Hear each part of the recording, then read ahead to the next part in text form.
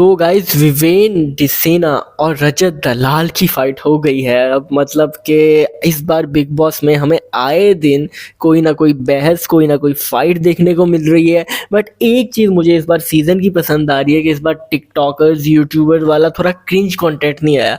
मतलब कि यूट्यूब के किसी भी फॉलोअर्स भी हैं ना अच्छे खासे, तो उसको पिछले 2 सालों में ना बिग बॉस उठा के ले आता था कि यार इसके फॉलोअर्स हैं, इसके व्यूअर्स हैं, तो वो आके देखेंगे। अब मतलब नुकसान क्या होता था, अब एक बंदा है वो यूट्यूबर है, उसकी अच्छी खासी फैन बेस है। अब बिग बॉस के हाउस में वो कुछ कर ही नहीं रहा, वो ऐसे ही बैठा है। बात करूँ मैं अनुराग की, उसने कुछ भी नहीं किया था, ठीक है। और उसके बाद ये है कि उसकी फैन बेस भी बनी हुई थी, तो उसको निकाल भी नहीं पा रहे थे।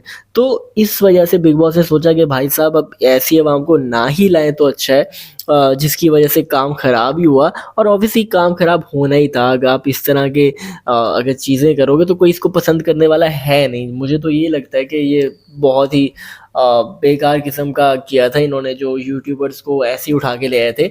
हाँ ठीक है, कोई इंटरेस्टेड फनी यूट्यूबर्स आते हैं ना तो उनका एक अलग बात था। बट आप ऐसे ही आप देखते हो कि यूट्यूब पे इनके अच्छे खासे फॉलोअर्स हैं, अच्छे खासे सब्सक्राइबर्स हैं, इनको आप उठा के ले आओ।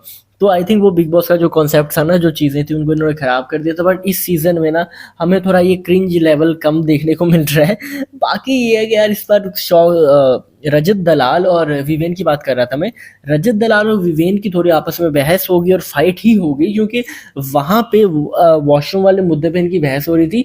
जहाँ पे विवेन ने हाथ उठा के बात कर रहे, तो वहाँ पे रजत उस बात को माइंड करके कि भाई बात सुन, इस तरह उंगली दिखा के मुझे बात ना कर, और इस तरह करेगा ना तो तेरी उंगली है ये इस तरह कर दूंगा। वो आपको पता है कि रजत को भी मौका चाहिए होता है कि वो छोटी सी बात को बहुत ज़्यादा बढ़ा चढ़ा के बात करते हैं। और वहाँ पे ये है कि विवेन भी ये है कि अगर कोई फड्डा हो जाए, कोई बहस हो जाए, उस पर वो चुप नहीं बैठते, वो प्रॉपर बहस करते हैं। तो यहाँ पे विवेन की चाहत के साथ तो चल ही रही थी बहस। अब विवेन डिसेना की यहाँ पे आके रजत के साथ भी फाइट हो चुकी है। अब किस तरह से इनकी चीज़ें होने वाली हैं सेट, ये तो मुझे नहीं पता। बट यहाँ पे ये तो दिख रहा है कि एक तो अविनाश की फाइट होने वाली है यहाँ पे, और सेकंड हमें ये दिख रहा है कि रजत और विवेन, जो कि दोनों स्ट्रॉन्ग पर्सनैलिटीज हैं इस बिग बॉस में, दोनों की आपस में बहस होगी। और अब ये दोनों ऐसा लग रहा है कि एक दूसरे के दुश्मन वाले टाइप पे भी चले जाएंगे। बट ये कि विवेन के साथ जिसका फड्डा भी होता है, तो कुछ टाइम बाद चीज़ें काम डाउन हो जाती हैं। और अब ये हमने देखना है कि आगे जाके ये फाइट इनकी कहाँ तक पहुँचती है।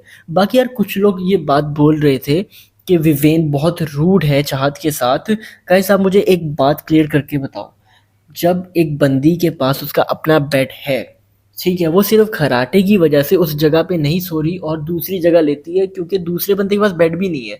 अब आप ये देखो ना, एक बंदा सोफे पे सो रहा है। अब आप अपने आप को इमेजिन करो विवेन डिसेना की जगह पे, कि आपके पास बेड नहीं है, आप सोफे पे सो रहे हो, और एक बंदी के पास 2 बेड है, वो खराटे की वजह से वहां पे भी नहीं सोती। और इस वजह से वो, अब आप देखो ना, अब आप उसको सलमान खान के आगे भी आपने बोल दिया, आपने जो भी कर लिया, वो बंदी रिस्पॉन्स नहीं दे रही, वो बंदी कुछ इस चीज़ पे एक्शन ही नहीं ले रही।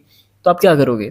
आप घर का खाना भी बनाते हो, आप घर के सारे काम भी करते हो, और वो बंदी को थोड़ा सा भी फर्क नहीं पड़ता। अब अक्सर लोग ये कह रहे हैं ना कि चाहत को बहुत बोल रहा है विवेन, भाई आई सही बोल रहा है। और मुझे लगता है कि वो टारगेट करेगा। मैं भी अगर होता उसकी जगह पे, मैं भी टारगेट करता, मैं भी इसी तरह से उसको हर मौके पे जिताता। बिकॉज आप किसी की जगह पे हो, आपको वो जगह दे देनी चाहिए, बट आप नहीं दे रहे अपनी जिद की वजह से कि नहीं मैं तो नहीं दूंगी। तो वहां पे मुझे लगता है विवेन को बोलना चाहिए, बल्कि वहां पे बहस करके बस निकलो यहाँ से, ये तुम जाओ अपनी जगह पे सो, ये बेड मेरा तो मैं यहाँ पे सोऊंगा। तो आई थिंक विवेन थोड़ा हल्का जा रहा है, इससे ज्यादा करना चाहिए। बाकी आपका क्या ओपिनियन?